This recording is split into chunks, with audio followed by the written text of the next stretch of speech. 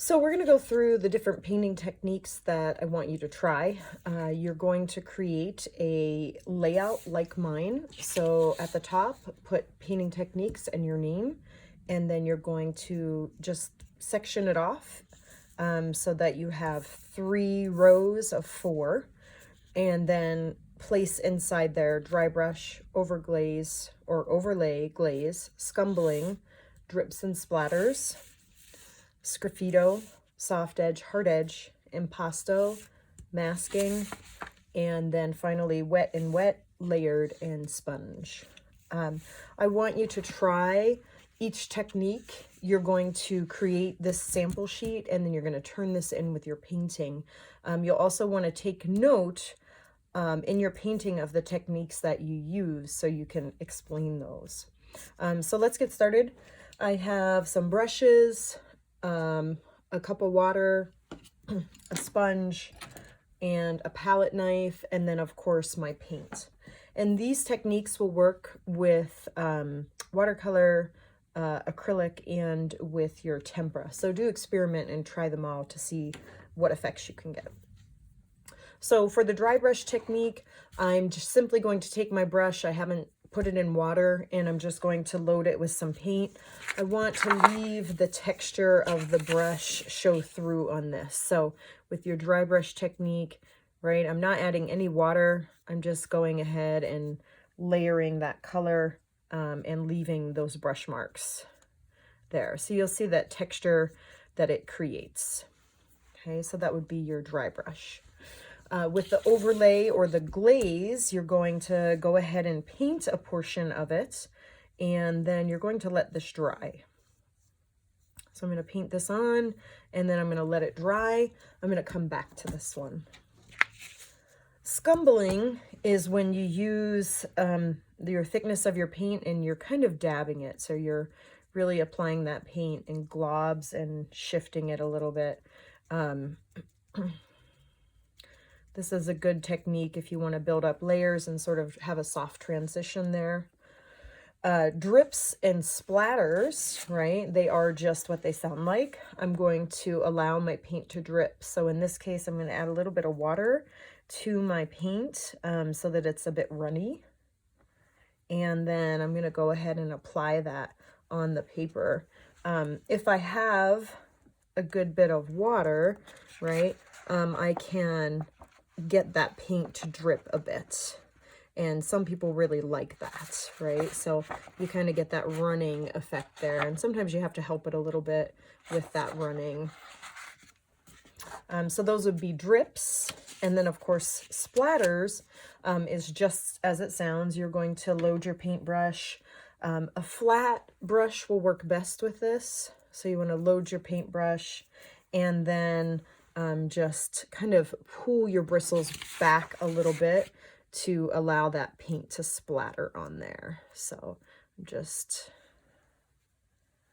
get a little bit here, and then you can also kind of, this one isn't, I think I overloaded there, so let's try it with this one.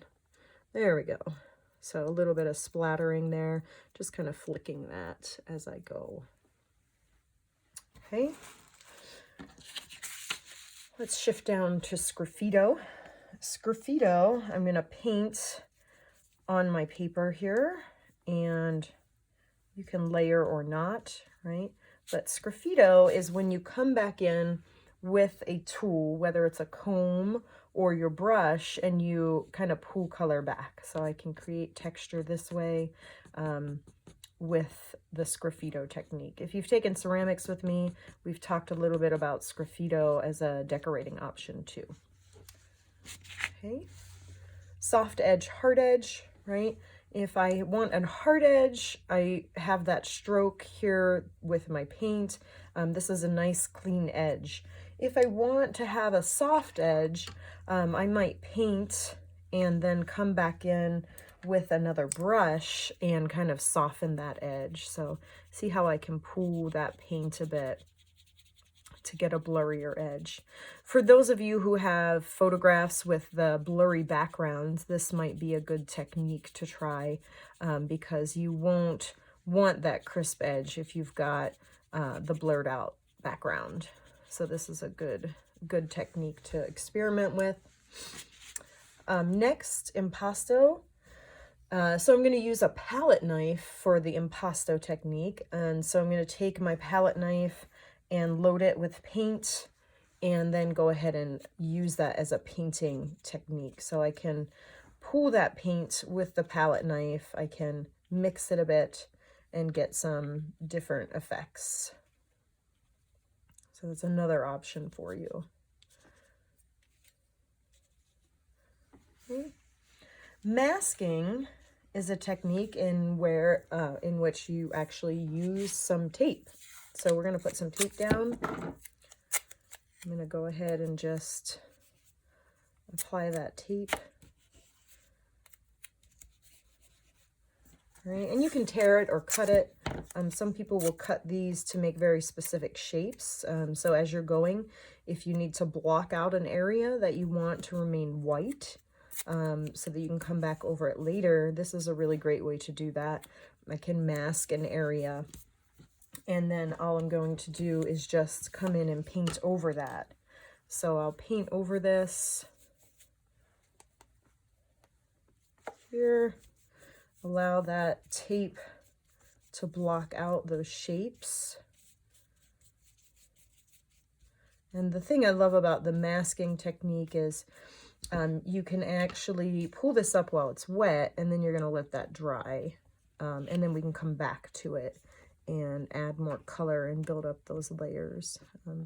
It's easier if you leave yourself a little spot to pick those up nicely. I'm fighting with mine a little bit right now to get those off.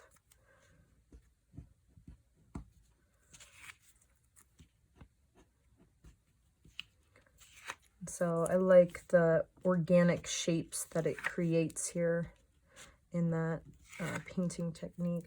So we'll come back to this one just as we're going to come back to that overlay and glaze. And I'm going to go ahead and toss this.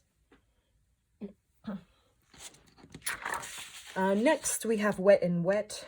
And again, this is like a watercolor technique where you're going to paint some wet water on there and then come in with your paint. It's going to give you that watercolor look. It's a little bit softer, right? So I can pull that paint and give it a softer look here. Okay. Next, we have a layered technique. So similar to the overglaze and the, or the overlay and the glaze, I'm going to go ahead and paint some of these on, some color on here, and then I'm going to let this dry and come back to that to build up the color. And then last but not least is my sponging technique. I'm going to go ahead and pick up paint on my sponge and apply those. It's fun with the sponge to, you know, experiment in how you could use that sponge and the shapes and the textures that you'll get. It's also nice if you allow that paint to dry, or to dry a little bit, and then come back in with another color. So build up that layering to get some interesting effects here too. So as I come in, and this could be a good technique on mountains, right? Giving you some of those textures. And my sponge isn't wet. This is a dry sponge that I'm using here. So you can see the different effects that you'll get. So let's go back up to the overlay and the glaze because that has dried a bit. So I'm going to take my paintbrush and a bit of the second color that I have here, and then go ahead with a little bit of water. I'm going to put a glaze over that so you can see how that affects the paint below it. All right, so that's a thin layer of that purple color that I'm applying over top of it. And then we'll go back down to the masking, because with the masking, now that that has dried a little bit, you can see how I can paint over and build up the layer here within those spaces. Or if I want to be really particular, I can just paint inside those spaces. So again, the choice is yours in how you combine those techniques, right? But I can certainly paint within those spaces, or I can layer almost like I did with the glaze there to get those to build up, right? So if I come back a little bit of the white that I have and how that might affect it.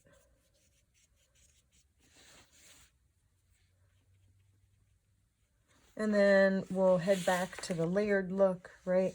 This is mostly dry. It's a little bit wet, but I can come in and start to layer these to build up that color and change it a bit. So just another option for how you might layer your colors as you're working. So I'd like you to try all of these techniques. Like I said, you're going to create this painting technique sheet. I want you to try each of them, and then you're going to turn this in with your finished assignment. You're also going to note which techniques you use in your painting.